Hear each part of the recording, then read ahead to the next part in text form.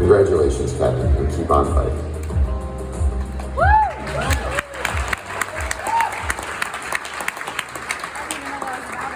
Our Beacon of Hero Hope Award to Kevin T. McNamara, Esquire, will be presented by Marcia Nathanson. Kevin McNamara resides in Avon, New Jersey with his fiancée, Alyssa, and their blended family of Sean, Bridget, Cole, Spencer, and Carter. Professionally, he's a partner at the law firm of Wendell's Marks, where he represents prominent banks and financial institutions in their commercial lending business and has been recognized by various publications and peer-reviewed surveys for his work. In the earliest days of the pandemic, Kevin contracted one of the most severe cases of COVID-19. He subsequently fell into a coma, was on a ventilator for 92 days, and in 6 months of being hospitalized, faced a daunting series of health challenges. Much of Kevin's progress over the last 16 months is owed in equal parts to the innovation and care of doctors, nurses, and staff at numerous hospitals and rehab centers. The steadfast dedication and perseverance of his family and the positive attitude and fighting spirit he brings to every aspect of his life. With the unwavering support of his family, friends, colleagues, and clients by his side, Kevin is an inspiration to all as he continues to tackle the lingering effect of COVID-19.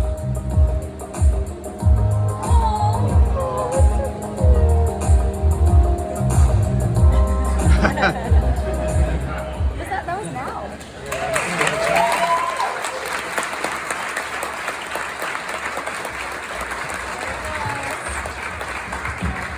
Please join me in welcoming my friend Kevin McNamara to the podium, our Beacon of Hope honoree, representing all personally affected by COVID-19.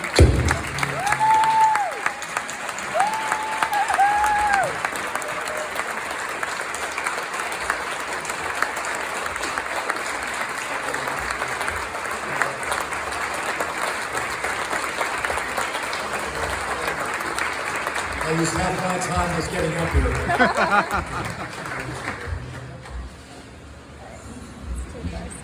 I wanted to get this right, so I wrote everything down. I got about 4 or 5 chapters to read, so I'll go quickly. On behalf of those affected by the COVID pandemic, thank you, Monmouth County Regional Chamber of Commerce, for this distinction.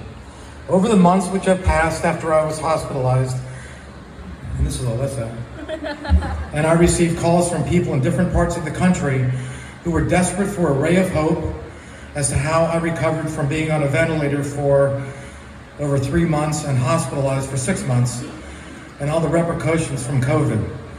So when my good friend Marcia Nathanson called, I thought that perhaps tonight could possibly renew or strengthen hope in COVID patients and their loved ones.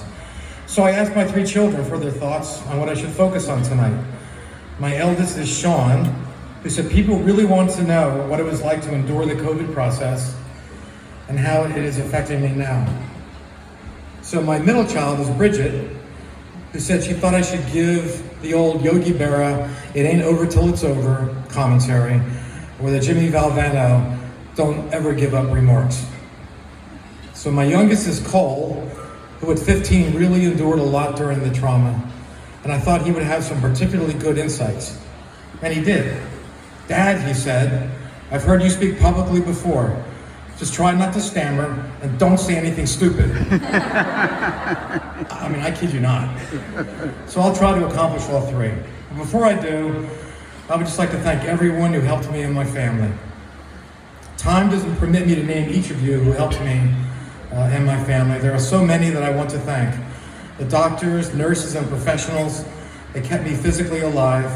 And equally as important, my family, friends, clients, and colleagues who kept, and continue to keep me emotionally strong and my spirit alive. I can say that from the bottom of my heart. I would not be here without you. I will be grateful every day for the rest of my life for everything that you did. I'm very fortunate because at some point over the decades, my clients morphed into my best friends. I'd like to tell you though, if I had realized the extent of your overwhelming support and friendship, I would have raised my billing rates years ago. Sean, Bridget, and Cole, I'm so proud of you. Under the most daunting of circumstances, you held it together. You buckled maybe, but you did not break. You three bonded even more than ever, stuck together, and helped each other. That would make any dad proud. Finally, to my Alyssa, you're just a wonderful, strong woman. In addition to everything you did for me and our family over the initial 6 months in the hospital, over the past 10 months, you have taken me to almost daily doctor and therapy visits. You helped me to walk again, and while you may regret it, helped me to regain my eloquent speaking style. We have dealt with a lot. The bed sore that ate down to my tailbone, infected it and broke the bone and didn't heal until a few months ago. The colostomy, which was reversed last month, thank God, the lung damage, the surgeries, the neuropathy and paralysis in my lower legs and feet and in my hands. But I want you and everyone else here to know, my family and friends, that in spite of all of that, I'm the happiest I've ever been.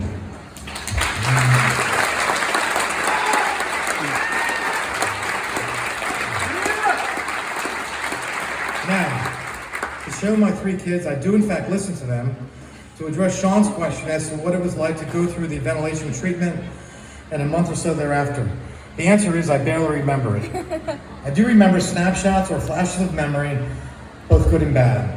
I remember learning that I had a trach and was unable to speak, and I was frustrated at being too weak to write I love you notes on a piece of paper.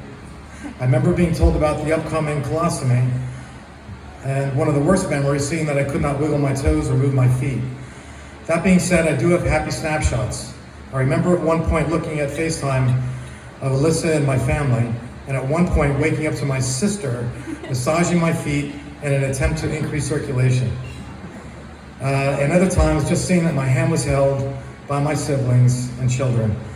Anyway, I focus on the good snapshots. So Bridget, like others who have called me from around the country, you asked why I survived the ordeal. I can tell you that every COVID patient who goes through the ventilation process fights like hell. It's a fight.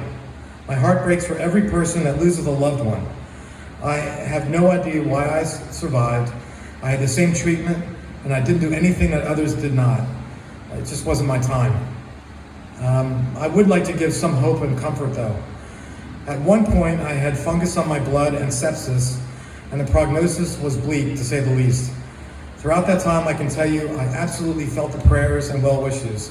I just felt them. Here's my analogy. When I was a kid, my brother and I surfed a lot.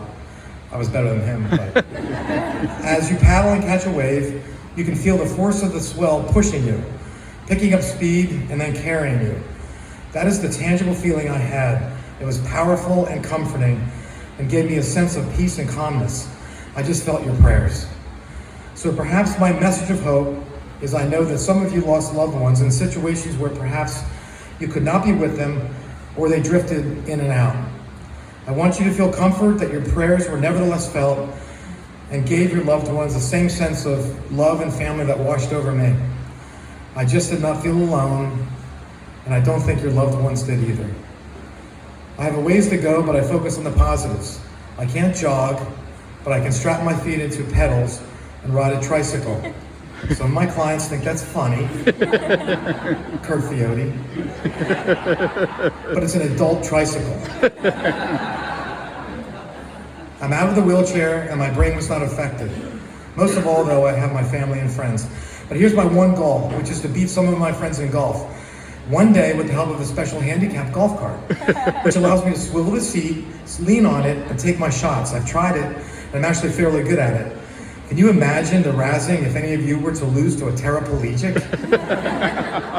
It ain't over till it's over. Don't ever give up. In conclusion, Cole, I don't think I stammered or said anything stupid, but if I did, I'm sure you'll let me know.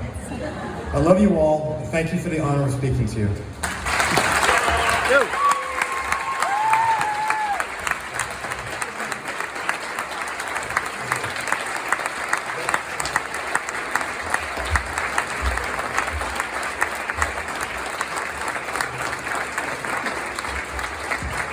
Commissioners. Commissioners Ward.